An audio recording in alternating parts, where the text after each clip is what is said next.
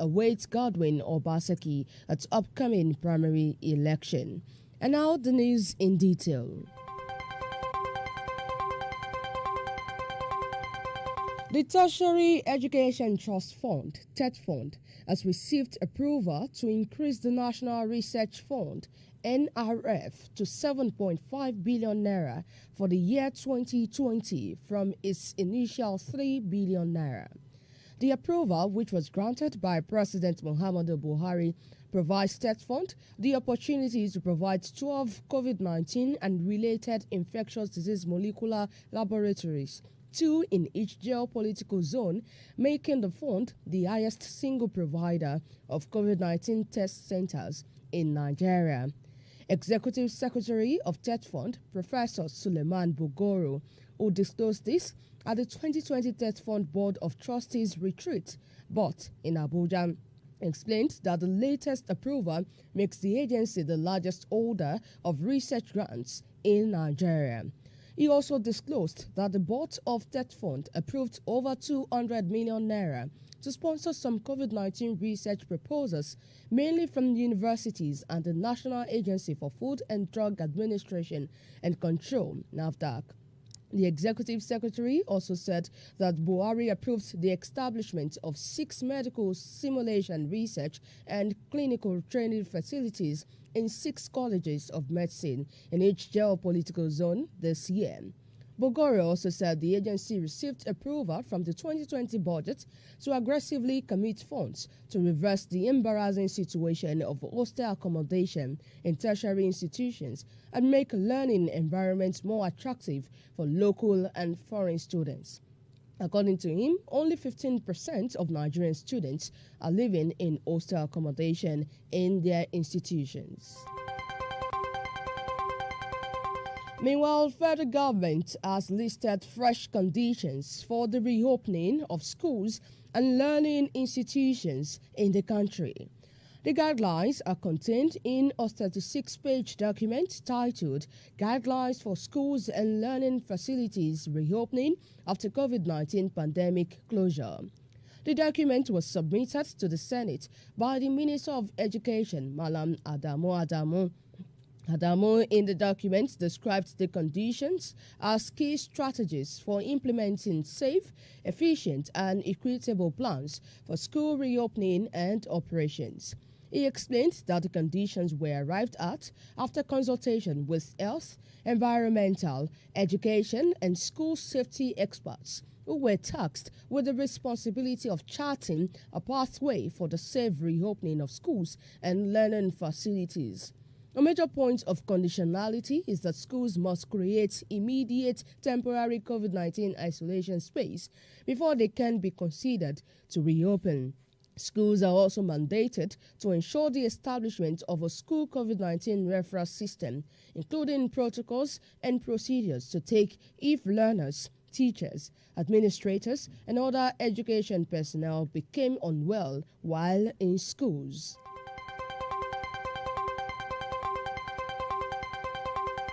In the meantime, a civil society organization, CSO, the Center for Social Justice, CSJ, says it has instituted no less than 16 different lawsuits against some federal government agencies over alleged misappropriation of public funds to the tune of 1.5 trillion naira. The lead director of the center, Mr. Eze Onyekpere, who made the disclosure during a virtual meeting dialogue, said the CSO instituted the court actions in hope of recovering alleged looted funds to support developmental projects in the country.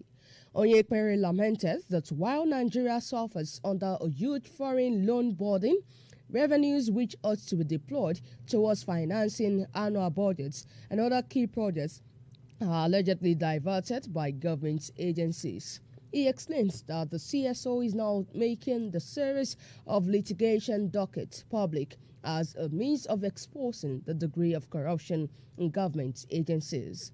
The suits currently under litigation at various stages in the Federal High Court, Abuja, according to the CSO, include a case against the Director General, Securities and Exchange Commission, over alleged non-remittance of over 2 billion naira, representing 25% of the internally generated revenue (IGR) realized in 2015 and 2016. Onyekpere further assured that the CSO was ready to follow the litigations to their logical conclusion to serve as a deterrent to other government agencies that may be dishonest in utilizing of public funds.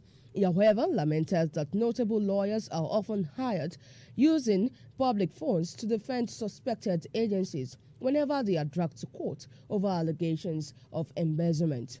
Onyekpere further appealed to President Muhammadu Buhari to warn heads of different government agencies over their lack of accountability and transparency in the utilization of public funds. Former Deputy National Publicity Secretary of the All Progressives Congress, APC, Timmy Frank, has called on the Nigerian Army to immediately release Lance Corporal Martins. Martins was arrested after making a video that criticized the Chief of Army Staff, Lieutenant General Tukur Buratai, and other security chiefs. The soldier was reportedly picked up by senior military officers who said they were acting on orders from above. In a viral video, the soldier condemned Buratai, Chief of Defense Staff General Abayomi Olonishakin, and other military heads over the incessant killings in Nigeria. He lambasted them for ordering the detention of soldiers who demanded better weapons and ammunition to combat Boko Haram and other sects. On Twitter, Frank said after watching Martin's video, he concluded that Nigeria is indeed in big trouble. He said the footage has clearly shown the reason why these service chiefs have refused to retire, even when they are due for retirement. Frank noted that Nigeria has a very strong military force, but there has been no support for them to carry out their duties because of the corruption amongst the service chiefs. He added that from all indications, Boko Haram is more prepared than the Nigerian military. You are listening to Teamster The Morning News, coming to you from Teamster 94.1 FM, transmitting live from Ile-Ajin, Oke-Agboja, Ijebu-Jesha in the state of Osun, Nigeria.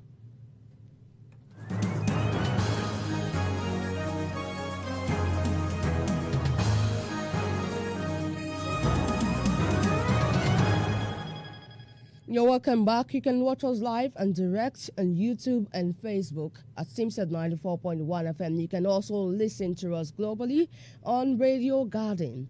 Download Teamster app on Google Play Store. And now to the rest of the news. 13,000 applicants have applied for recruitment into the Western Nigeria Security Network, codenamed Operation Amotekun Corps in Osun State. The Director General Amotekun Corps in the state, Comrade Amitolu Shitu, disclosed this yesterday. Governor Gboyega Oyetola had on Monday, June 15, directed that recruitment into the Amotekun Corps should commence. The time limit for application, which lapsed last Friday, was later extended till Tuesday. In a chat with journalists, Comrade Shitu said the successful applicants would soon be shortlisted and subjected to other tests. In the meantime, President Muhammadu Buhari has recognized Chief Victor Gedon as acting national chairman of the All Progressives Congress, APC. The president's position was made known by his senior special assistant on media and publicity, Malam Garuba Shehu, in a statement yesterday. The statement also said the president would be attending the virtual National Executive Council NEC meeting of the party, scheduled to hold in the State House today. The statement said the position of president was informed by the fact that the law is on the side of Gedon as acting national chairman. Meanwhile, the Ondo State Governor, Arakunrin Rotimi Akeredolu, yesterday reacted to allegations of bribing members of the State House of Assembly with 10 million naira each to impeach his deputy, Agbola Ajayi. Akeredolu described the allegation as a tactic to distract his administration. Ajayi's deputy chief press secretary, Tope Okeowo, had on Tuesday alleged that 26 lawmakers of the State House of Assembly collected 10 million naira each to illegally impeach the deputy governor. Okeowo had alleged that the impeachment move was because of Ajayi's defection from the All Progressives Congress (APC) to the People's Democratic Party (PDP) on Monday. However, Akeredolu explains that he cannot waste his personal and state resources on what he termed a sunken ship. Kenneth Imaswagon, one of the People's Democratic Party (PDP) governorship aspirants in Edo State, has said greater obstacles await Godwin Obaseki at the upcoming primary election. Imaswagon said Obaseki would be defeated during PDP's primary election scheduled to hold today. Appearing on a television program, the governorship aspirant said the primary election was between godfathers and delegates. Imaswagon had earlier, in a statement, refuted reports of stepping down for Obaseki ahead of the party's primary election. The Independent National Electoral Commission has rejected the notice of governorship primaries sent to it by the ruling All Progressives Congress (APC). The electoral body hinged its decision on the fact that the notice was signed by only the party's acting national secretary. It said that was contrary to the Commission's guidelines, which require that such notice should be jointly signed by the national chairman of the national secretary of the political party. The Commission conveyed its position to the APC in a letter dated June 22, 2020, and signed by its secretary, Mrs. Rose Oriaro Anthony. In rejecting the notice, INEC asked the APC to issue a fresh notice that will comply with its guidelines. End-to-end Simsad Morning News. Here again are the highlights. President Muhammadu Buhari approves 7.5 billion naira research grants for 2020. Federal government lists fresh conditions for school reopening. Timi Frank blasts Nigerian army for arresting soldier over comments on Buratai service chiefs. 13,000 apply for Amotekun jobs in Osun State. President Muhammadu Buhari recognizes Chief Victor Gedam as APC National Acting Chairman. PDP governorship aspirant in Edo, Imaswagon, says greater obstacles await Godwin Obaseki at upcoming primary election. That ends Simset Morning News. The news was read by Olamide Teju and packaged by Afolabi Koka. Good morning.